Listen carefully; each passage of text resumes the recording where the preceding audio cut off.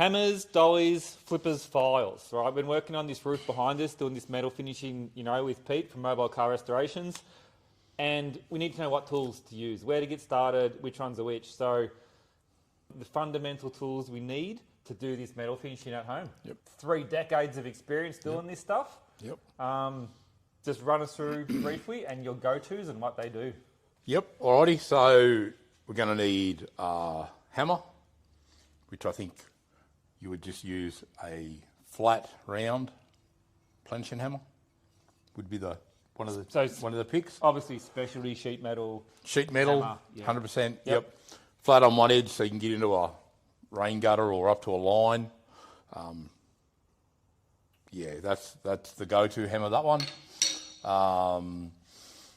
We would go for a dolly similar to that, a lightweight dolly. Now, I noticed this one and this one here, very similar. Yep.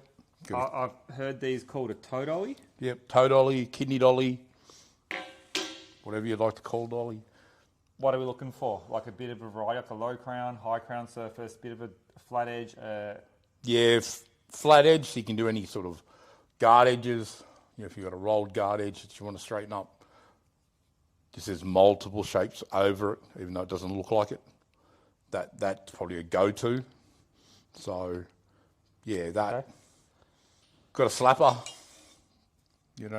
used in conjunction with the dollies. Yep. Got spoons. Just back on the slapper. Yep. I've heard of a flipper. A flipper. Yep. That's the one. Tomatoes. Same tool. Yep. Same thing. Yep. You can use a spoon as a hammer on a curved radius.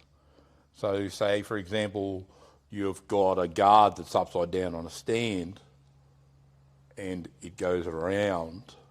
Well, if you were to use a straight hammer, you would dent you're trying to flatten the lip.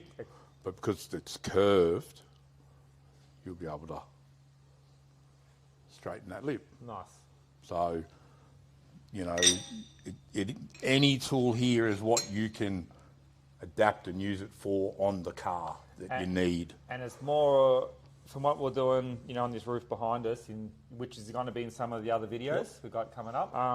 We talk a lot about matching the curvature or the profile of the tool to the surface. Depending on whether you want it to come up or go down. Yeah. So. All right. Well, we'll leave that for the other video in depth on that one. Files. Basically got an adjustable file or a fixed file. You can have a fixed curved file. You can have a thin fixed file or a wide file.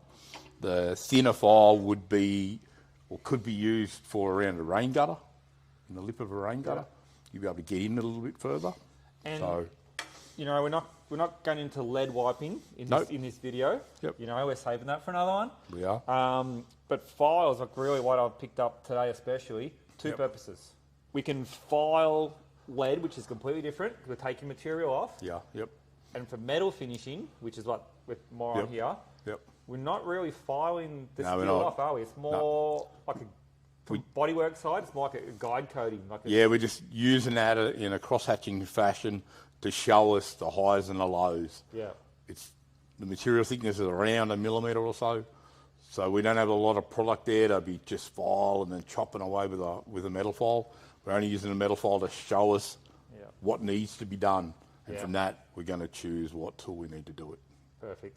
Yep. That's just a good overview to get started on the tools. Yeah, 100%. If you guys, you want to see them in use and learn more about it, check out the other videos or, follow Pete, Mobile Car Restorations, and check out his metalwork. It's top notch.